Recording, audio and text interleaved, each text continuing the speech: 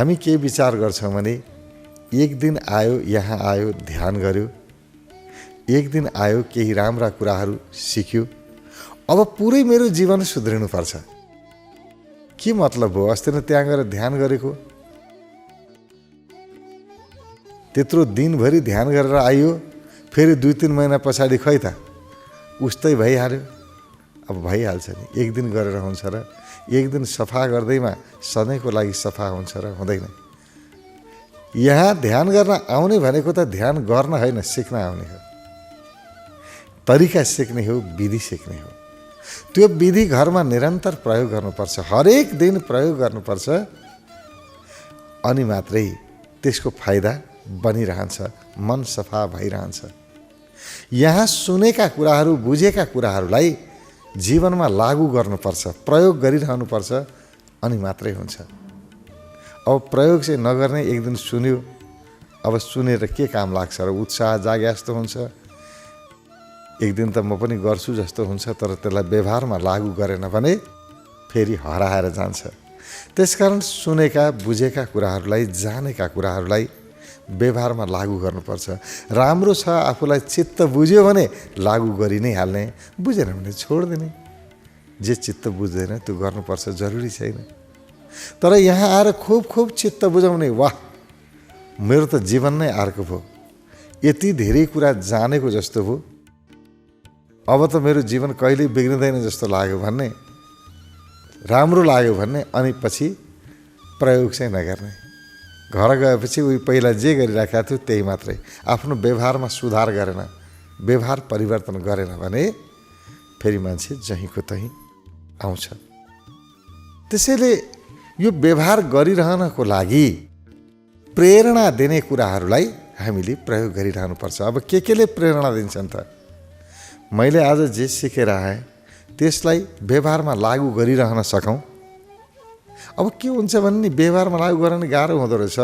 1-2 दिन त यहाँबाट जानेर गइसकेपछि लागू गर्यो, 1-2 दिनपछि फेरि छोडिदिन्छ, लत्त छोडिदिन्छ के। जस्तो भनौँ न, एउटा उदाहरणको लागि, यहाँ आएर उसले कुरा बुझ्यो, बिहान सूर्योदयको समयमा सुत्नु हुँदो रहेछ। सूर्योदयको समयमा विशिष्ट प्रकारको ऊर्जा वातावरणमा हुँदो रहेछ। त्यो ऊर्जा बिउजेको बेलामा मात्रै प्राप्त हुँदो रहेछ, र त्यो ऊर्जा लिन सक्यो भने मेरो मस्तिष्क पुरा स्वस्थ हुँदो रहेछ, मानसिक बिमारी हुँदो रहेछ। यो कुरा बुझ्यो उसले। आहा, बिहान उठ्नु पर्यो भाइ, हो रहेछ। अब भोलि बेलुका गएर घन्टी पनि लगायो, बिहान उठ्यो पनि, एक दिन उठ्यो, उठेपछि बडो ताजा, उसलाई रमाइलो पनि भयो। अर्को दिन पनि उठ्यो, तेस्रो दिन अल्छी लाग्छ के लाग्छ, हिजो पनि उठेँ, अस्ति नै 2 दिन उठिसकेँ, आज एक दिन सुतेर के फरक पर्छ र? आज चाहिँ सुत्छु, फेरि अर्को दिन उठाउँला नि। अब सुत्यो, त्यसपछिबाट पहिलाकै सुत्ने बानी जुन थियो त्यही बानी हावी भयो। अब अर्को दिनदेखि उठ्न छोड्यो, सक्यो, जहीँको तहीँ। अब यही भएर व्यवहारमा आउँदैन। हामी 1-2 दिन त व्यवहारमा लागू गर्न खोज्छौँ, 1-2 दिनपछि फेरि हराएर जान्छ, व्यवहारमा आउँदैन। अब यो व्यवहारमा ल्याउन के गर्ने त? यसको लागि जुन कुराले आफूलाई मोटिभेट गरेको छ अथवा प्रेरणा दिएको छ, त्यस्ता कुराहरूलाई बार बार याद गर्ने। सङ्कल्प के गर्ने भने दिनमा घटीमा पनि एउटा 5 मिनटको होला, 10 मिनटको होला, 20-25 मिनटको होला, एउटा प्रवचन चाहिँ म सुन्छु। कस्तो खालको प्रवचन? जसले मलाई जीवन बाँच्न सिकाउँछ, जसले प्रेरणा दिन्छ। जुन कुरा सुनेपछि म भित्रको उत्साह जागेर आउँछ, केही गर्न सक्छु भन्ने भाव, आफै भित्रको क्षमता वृद्धि भएर आउँछ, आँट बढेर आउँछ। त्यस्तो प्रकारको उत्साह जगाउने प्रकृतिका प्रवचनहरू, सुवचनहरू सुन्ने, एउटा सुन्ने। त्यसै गरी महापुरुषहरूको जीवनी, उहाँहरूको अनुभव किताबहरू पाइन्छन्। 1500 रुपियाँ तिर्यो भने जस्ता किताबहरू पाइन्छ। किताब किनेर लिएर आउने र अलिकति प्रेरणा दिने, उत्साह जगाउने प्रकारका पुस्तक पहिला छान्नुपर्छ। पुस्तक पढ्ने मात्रै भनेर हुँदैन। कति पुस्तकहरूले झन् आत्मग्लानीतिर लैजान्छन्, निराशातिर लैजान्छन्। त्यस्तो होइन। उत्साह जगाउने, आत्मविश्वास जगाउने प्रकृतिका पुस्तकहरू हरेक दिन पढ्नुपर्छ। एउटा च्याप्टर भए पनि पढ्ने, 2 पेज 4 पेज जति पढ्नुपर्छ। त्यति भए पनि पढ्यो भने फेरि ताजा, उसमा प्रेरणा जागिरहन्छ र उसको व्यवहार सुध्रिँदै जान्छ। किनभने त्यो व्यवहार गर्ने बल त्यो किताबहरूले, त्यो प्रवचनहरूले दिइरहन्छ, आँट जगाइरहन्छ। त्यसकारणले पढ्नु, सुन्नु अत्यन्तै उपयोगी छ। तर के सुन्ने, के पढ्ने त्यो चाहिँ आफूले तय गर्नुपर्छ। जे आफूलाई चाहिएको छ त्यो सुन्ने, त्यही पढ्ने।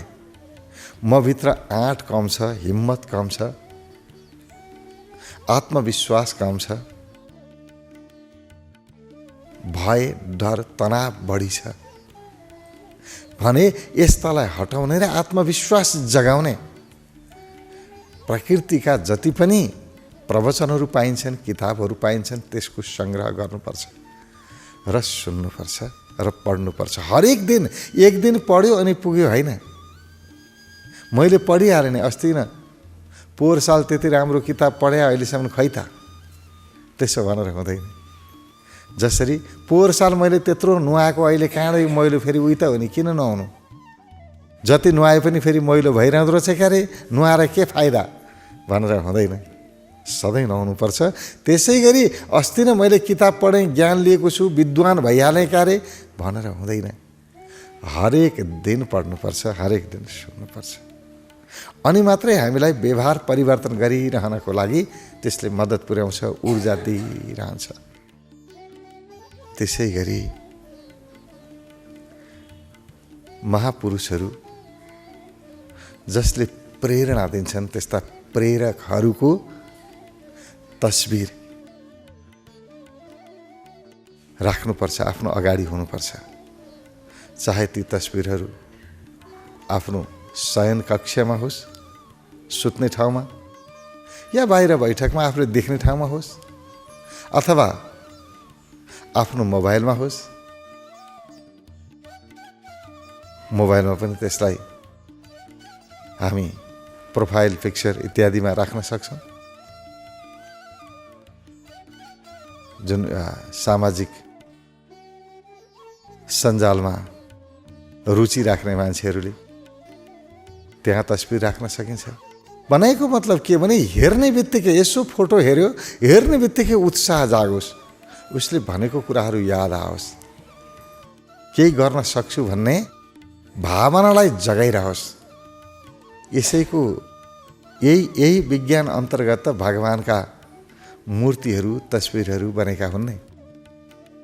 भगवानको मन्दिर जाने बित्तिकै व्यक्तिभित्रको एउटा प्रेरणा जागृत हुन्छ।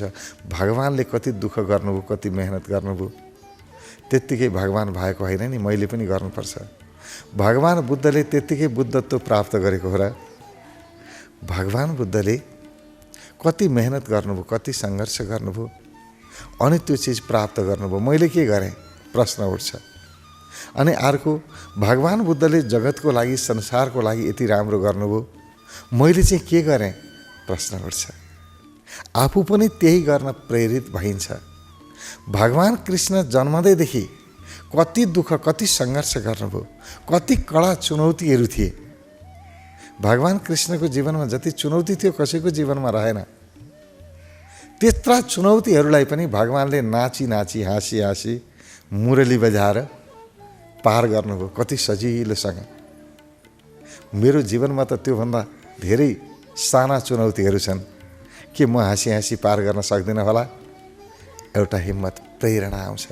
त्यही प्रेरणा आओस् भनेर भगवानका मूर्तिहरू, तस्बिरहरू अगाडि बनाइएका हुन्। बिहान उठ्ने बित्तिकै भगवानको दर्शन गर बाबु भनेको कारण त्यही नै हो। भगवान राम हेर्नुहोस् त कति कठिन, राजा हुन ठिक्क परेको बेलामा निकालेर वनवास पठाइदिए। कति ठुलो दुःख होला, कति ठुलो समस्या होला भन्नुहोस्। हामी भए रोएर अतालिएर मुद्दा हाल्न जान्थ्यौँ होला। मेरो सिधा सिधा हक राजा हुने, मलाई जङ्गल पठाएर अर्कोलाई अनधिकृत मान्छेलाई राजा बनाउन पाइन्छ, कसैलाई वचन दियो भन्दैमा, यो सरासर अन्याय हो। हामी त मुद्दा हाल्न जान्थ्यौँ। हामी त अलिकति बाउको सम्पत्ति थोरै दायाँ माया भयो भने त बाउलाई मुद्दा हाल्छौँ, मलाई बराबरको अंश बाउले दिएन त्यसकारण दिलाइ पाऊँ भनेर। हामी त्यति सानो कुरामा त मुद्दा हाल्छौँ। उसलाई त पुरै राज्यबाट निकालिदिएर वनवास पठाइयो। त्यस्तो बेलामा पनि उहाँको स्वभाव हेर्नुहोस्, उहाँको खुसी हेर्नुहोस्, केही फरक परेन, सहज र स्वीकार र मेरो बुवाको आदेश मैले पालना गर्नुपर्छ। कस्तो पितृभक्त होला, बाउआमाको कति भक्त होला। उहाँबाट सिक्नु परेन, प्रेरणा लिनु परेन। त्यस्तो प्रतिकूल अवस्थामा पनि आफ्नो मातापिताप्रतिको भक्ति र आफ्नो जीवनलाई, परिस्थितिलाई स्वीकार गर्ने, जस्तो परिस्थिति आयो, जस्तो चुनौती आयो त्यसलाई सहज र स्वीकार गर्ने प्रेरणा भगवान रामबाट पाइन्छ। त्यसकारण त भगवान रामको तस्बिर अगाडि राख्नुहोस्, भगवान रामलाई सम्झनुहोस् भनेको। भगवानहरूलाई सम्झ्यो कि प्रेरणा जाग्छ, प्रेम भक्ति जागेर आउँछ। किनभने यस्तो ठुलो सङ्घर्ष पार गर्ने कस्तो व्यक्ति होला।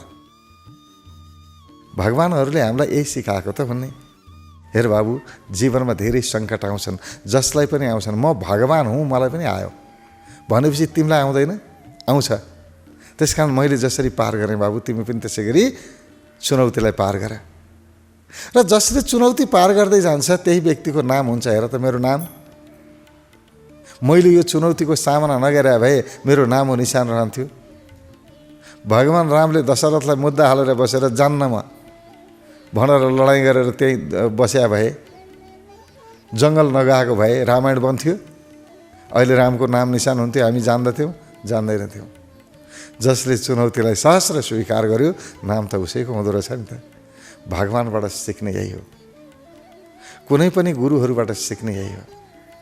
त्यसकारण त्यस्ता महापुरुषहरूको, त्यस्ता प्रेरकहरूको, जसको कारणले आफ्नो जीवनमा प्रेरणा आएको छ, त्यस्ता व्यक्तिहरूको तस्बिर सजाउनु